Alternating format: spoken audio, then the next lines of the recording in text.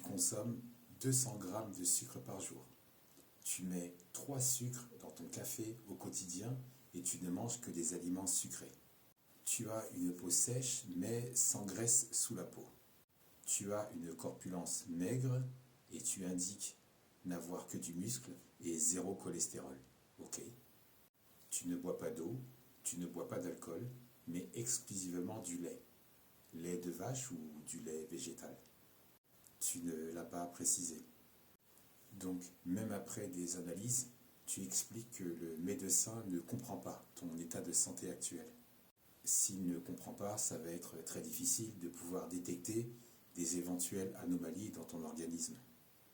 Mais moi, j'ai une question. Est-ce que tu aurais pour objectif de maltraiter ton corps ? Ou chercherais-tu, malgré toi, de réduire ton espérance de vie ? Il y a un phénomène que l'on nomme le syndrome silencieux, comme l'apparition de polypes ou de tumeurs dans le système digestif qui peuvent ne pas provoquer le moindre symptôme évident ou immédiat, jusqu'au jour où, en traître, on observe qu'ils ont atteint un stade très avancé. Ce serait vraiment bien de t'épargner tout ça. Je l'ai vécu avec un proche et quand on lui a annoncé cette nouvelle, c'était pour lui le point de non-retour. Il s'en est voulu pendant tant d'années d'avoir autant maltraité son organisme par une mauvaise alimentation. Force est de constater que tu as plusieurs habitudes alimentaires et caractéristiques qui pourraient influencer ta santé de manière significative. Il y a dans ce que tu as écrit plusieurs points à considérer avant de te donner une réponse, ou plutôt des réponses, car la liste caractéristique est longue quand même. Ta consommation de sucre, 200 grammes de sucre au quotidien est une quantité très élevée, que l'organisme n'a pas à supporter. Ton organisme n'est pas programmé pour supporter une telle quantité. Surtout si elle provient d'aliments chargés de sucre raffiné. Ça peut entraîner divers problèmes de santé, même si tu as une corpulence maigre selon ton interprétation, car visuellement je ne sais pas. Je ne peux pas jauger sans visuel, donc je vais te faire confiance. Même si tu présentes un poids et un taux de cholestérol relativement bas.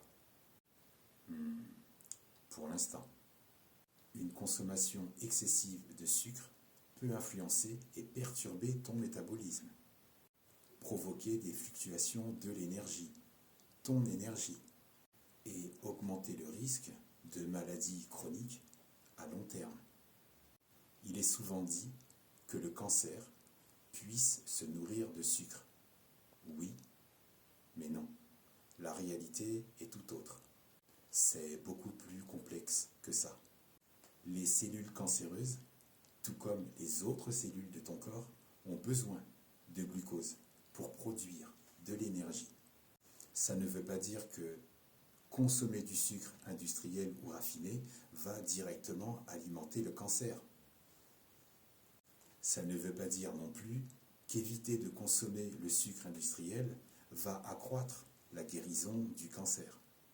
Seule une alimentation équilibrée, variée et saine est importante pour ton bien-être en général.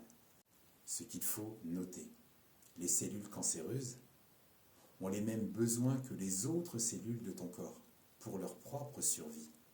Et ça nécessite un apport sanguin pour leur fournir l'oxygène et tous les éléments nutritifs dont elles ont besoin pour se développer et surtout pour survivre. Ce qui m'interpelle, ce qui m'interroge vraiment, c'est l'avis du médecin au regard de tes habitudes alimentaires. En tant que professionnel, il a de quoi se mettre en alerte. En tant que médecin, te recommander au moins un changement léger, puis progressif vers un rééquilibrage alimentaire. L'objectif étant de t'amener petit à petit vers une alimentation équilibrée, variée et saine pour ton propre bien-être. Il a quand même fait 7 ans d'études. Si tu me dis que, après diverses analyses, le médecin n'a aucune solution à te proposer, il y a sans doute quelque chose sur laquelle il serait passé à côté. Tu dis que le médecin ne comprend pas ton état de santé. Quand un médecin ne comprend pas, il serait peut-être judicieux de demander l'avis d'un autre médecin plus investi et plus éclairé, et qui pourrait peut-être t'apporter un diagnostic plus clair et éventuellement t'apporter des réponses beaucoup plus précises. Franchement, je t'invite à le faire, car ta santé est trop précieuse et tu n'en as qu'une.